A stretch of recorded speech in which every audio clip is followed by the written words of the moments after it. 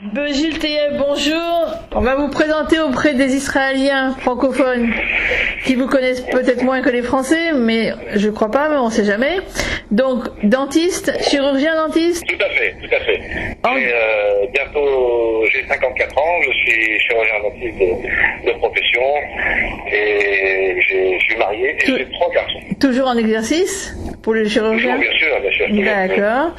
Et bien sûr engagé depuis 20 ans dans des actions communautaires comme président de ASI BSI, de Kérénéor, et d'autres actions dans lesquelles pour les Haïlim, pour les enfants, vous êtes connu pour ça, pour toutes vos actions auprès de la communauté française, juive de France plutôt, et la communauté ici en Israël avec surtout les lunettes et les cartables, c'est ça? Tout à fait, comme vous l'avez écrit, effectivement, je suis candidat législatif dans la 8e circonscription qui englobe Israël, mais mon aventure en militante et mon aventure d'engager et dans la communauté en France, tant au niveau social, associatif que politique, et en Israël, date déjà théoriquement, ça fait au moins 30 ans, mais depuis 20 ans, on va dire, de l'ombre à la lumière. D'accord. Alors on va en venir au vif du sujet, c'est-à-dire l'élection. Pensez-vous que cette élection soit nécessaire par rapport à l'ensemble des francophones d'Israël? En quoi elle est nécessaire, cette élection? Qu'est-ce que ça va nous apporter? On va déjà remettre les choses en place. C'est une élection qui est décidée par le gouvernement français, puisqu'il a été décidé par le gouvernement français de créer 11 postes de députés pour 9 circonscriptions, intéressant 2 millions de Français vivant à l'étranger. Et il s'avère que dans les circonscriptions, une circonscription comprend Israël, c'est la 8e circonscription, dans laquelle il y a aussi la Turquie, l'Italie, la Grèce, Chypre, Malte, San Marin et le Vatican. Donc si vous voulez, le sujet n'est pas de savoir si l'élection législative est légitime ou pas. Elle est dans la démocratie française un moment important et il y a une spécificité dans la circonscription dans laquelle j'ai choisi de me présenter, puisqu'effectivement il y a, en dehors du fait d'être une élection où on va s'adresser à la problématique des Français de l'étranger, dans certains pays ce sont des expatriés, en Israël beaucoup sont des binationaux, et bien en dehors du fait de tout ce qui se doit d'être défendu pour les droits des Français vivant à l'étranger, il y a une spécificité qui représente celle de cette circonscription, avec en plus de la spécificité de cette circonscription, la particularité qui est Israël et tout ce que ça entraîne derrière, parce qu'effectivement nous nous adressons dans ces cas-là à des Français ayant fait leur aliyah, vivant en Israël, dont la grande majorité est binationale, et la nationalité israélienne est avec fierté et force, elle est engagée dans la vie politique israélienne en tant que citoyenne, mais elle a aussi cette appartenance à travers son histoire à la communauté française, et elle est donc en tant que française aussi intéressée à cette élection. Donc c'est une élection où Israël est un élément important, qui a été un élément déclencheur pour moi, en tout cas dans mon engagement dans cette campagne, puisqu'il y a, en plus de ce que je disais tout à l'heure, la défense des droits des Français de l'étranger et des Français vivant en Israël, donc comme dans le reste de la circonscription, eh bien il y a aussi cette spécificité qui est la défense de ce qui sont les problèmes et les problématiques de ceux qui vivent ici, c'est-à-dire en l'occurrence le regard d'Israël, de la France sur Israël, la lutte contre la délégitimation d'Israël, la lutte contre le boycott, toutes ces idées qui aujourd'hui sont malheureusement développées dans beaucoup de pays du monde et qui font, en tout cas pour ce qui est en Israël, qui donnent aux Français vivant en Israël ce sentiment d'une fracture entre eux et le pays dans lequel ils ont pour souvent grandi et vécu pendant longtemps. Alors c'est peut-être cette occasion unique qui est donnée, c'est de pouvoir recréer ce lien en se donnant l'opportunité d'élire un député qui les représentera, eux, leurs problématiques de binationaux, leurs problématiques de Français, mais aussi leurs problématiques d'Israéliens vivant les problèmes d'Israël, et d'essayer de porter leur voix au sein du Parlement français pour défendre les convictions auxquelles je suis attaché, comme vous l'avez rappelé, depuis plus de 20 ans à travers tous mes combats. Bien sûr. Mais vous pensez que vous arriverez... Enfin, est-ce qu'un député parce qu'il va représenter Israël, parce que il n'y a pas le même problème avec les autres pays que vous représenterez. La France n'a aucun problème ni avec la Turquie, ni avec l'Italie, ni avec la Grèce. Enfin, il n'y a qu'avec nous. Donc, est-ce que vous pensez que vous allez, un député, donc, à votre avis, pourra, en tous les cas, essayer de faire changer et donner un peu plus d'objectivité dans les relations entre la France et Israël, surtout du côté français, en tous les cas? Écoutez, ce qui concerne la capacité d'un député, vous savez, un député, c'est la voix de ses concitoyens et de ceux qui l'élisent. Alors effectivement, dans cette circonscription, il y a Israël dont on parle, mais il y a aussi les autres pays qu'on a décrits tout à l'heure. Alors, j'ai choisi de me présenter en tant que candidat indépendant, en assumant la totalité de mon engagement vis-à-vis d'Israël, mais il y a, je pense, une possibilité d'écoute favorable dans certains pays, à travers des Français qui peuvent avoir envie d'être séduits par quelqu'un qui a les coups des franches, quelqu'un qui est libre, quelqu'un qui sait se faire entendre, quelqu'un qui a montré par son action depuis 20 ans qu'il sait aller au bout de ces choses, quelqu'un qui a des convictions humanistes importantes et qui a su, à travers les actions menées tout au cours de sa vie, montrer qu'il a assumé totalement et pleinement son attachement et son amour et sa passion pour Israël, mais qui a su aussi s'engager dans la vie de la cité, puisque c'est un élément qui fait partie de mon existence. Mais je suis par exemple très engagé dans le domaine de la culture. En France, j'ai créé il y a 15 ans un grand festival de culture, d'art de la rue, de musique, de danse, de théâtre, et je fais partie véritablement, en tant que citoyen français, de l'action qu'on peut mener en tant que citoyen engagé.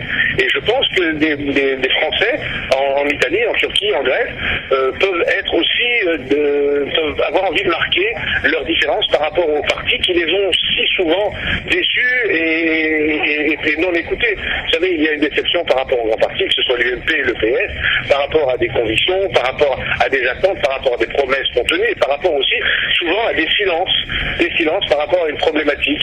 Alors je pense que dans ces pays-là, on peut avoir envie de se dire, écoutez, il y a un indépendant, il a l'air, en tout cas à travers ce qu'il a fait, d'avoir le franc-parler, il ne se tait pas, il a des réseaux pour faire bouger les choses, il a une capacité mobilisatrice dans la société française, il a l'écoute auprès des hommes politiques de toute tendance en France, il a des connaissances dans beaucoup de domaines. Peut-être qu'on va essayer de lui faire confiance parce qu'on pense que même un député seul et indépendant, il y a un groupe dans l'Assemblée nationale qui s'appelle les députés non affiliés, il y a comme ça des indépendants, et on a une capacité les uns et les autres de pouvoir nous exprimer au sein des convictions et de faire avancer notre problématique, au moins de ne pas passer sous silence ou bien de ne pas répondre à une discipline qui fait que ceux qui sont liés au parti politique en général sont tenus par la discipline du parti et ont parfois l'obligation de se taire. Moi en tout cas ce qui est certain c'est que j'ai pas l'obligation de me taire, c'est que je vais continuer à faire ce que je fais, l'amplifier encore et affirmer avec force ses convictions grâce aux appuis que j'ai, encore une fois je le dis, ici en Israël pour parler d'Israël sur le terrain, avec tous ceux que je fréquente et que je connais, ceux avec lesquels je milite et j'agis depuis 20 ans dans tous les domaines, vous les avez rappelés, que ce soit dans le domaine social, que ce soit au profit des soldats d'Israël, que ce soit dans les domaines de l'action culturelle que j'ai parfois menée avec certaines municipalités israéliennes dans le cadre d'échanges avec la France, et aussi de nous dire que on va pouvoir s'exprimer parce qu'on représente ces gens qui sont une puissance électorale, donc une puissance de vote, donc une puissance qu'on se doit d'écouter, et aussi pouvoir aussi avoir l'appui d'une communauté juive de France dans laquelle je suis inscrit depuis de nombreuses années et dont je suis un des dirigeants essentiels et qui a aussi un pouvoir de s'exprimer. Donc c'est un peu tout ça qui fait que ma candidature n'est pas une candidature d'un isolé qui sera seul à l'Assemblée nationale. Non. Je pense représenter à travers moi une capacité d'action, une capacité mobilisatrice et puis une capacité de proposition en tout cas. D'accord. Justement par rapport à votre poste donc de député que vous aurez, le député fidèle à la République, vous avez dit justement par rapport à cette... très mal, alors, je reviens. Je vous disais, vous serez député de la République française. Oui. Fidèle donc on va dire à un système.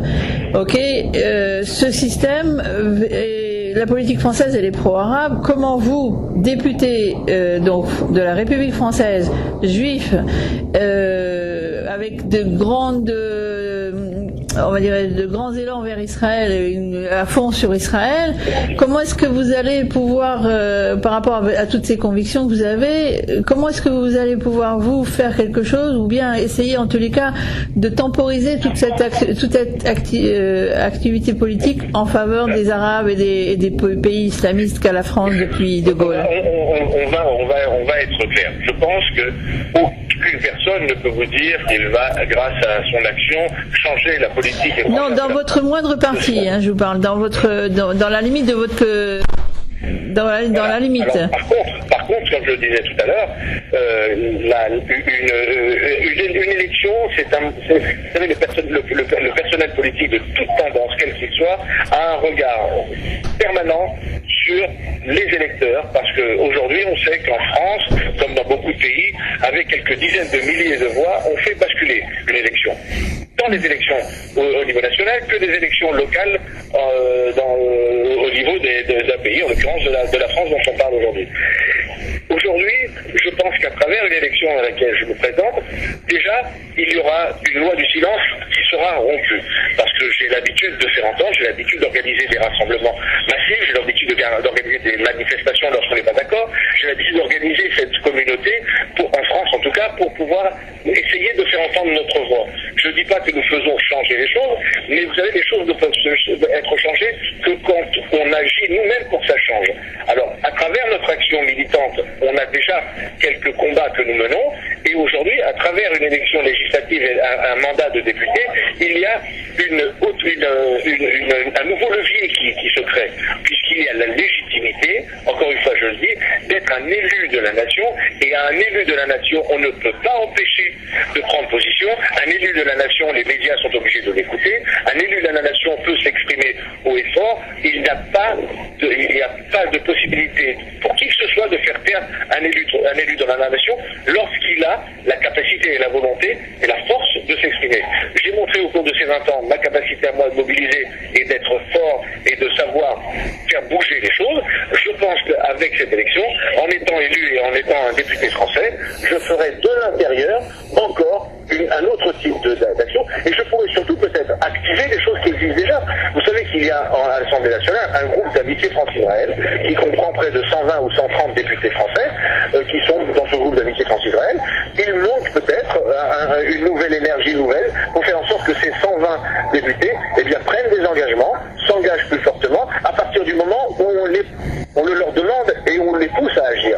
Et je pense que, évidemment, si je suis élu, dans le cadre de ce comité d'amitié France-Israël, en tant que député, je ferai en sorte que les 120 voix qui sont membres de ce comité s'expriment. Et donc je ne serai pas seul. Ce seront 120 personnes appartenant au comité d'amitié France-Israël que je mobiliserai pour faire en sorte que leur attachement et leur engagement à travers ce comité ne soit pas simplement une signature en bas d'un feuillet, mais soit concret et entraîne des prises de position ouvertes. Et pour ça, il faut quelqu'un qui parle et qui se lève et qui réussisse à faire. Et ça, je sais faire. D'accord. Deux questions un petit peu qui me tiennent à cœur. La première, Gilad Shalit. La deuxième, on en a parlé, les résidents ou ceux qui naissent à Yerushalayim, qui ne sont pas marqués sur leur papier Yerushalayim Israël. Alors on parle d'abord pour Gilad Shalit. Gilad Shalit, à l'occasion de son anniversaire, le président Sarkozy et M. Juppé ont déclaré que Gilad était une priorité pour eux, qu'ils continueraient à œuvrer pour sa libération.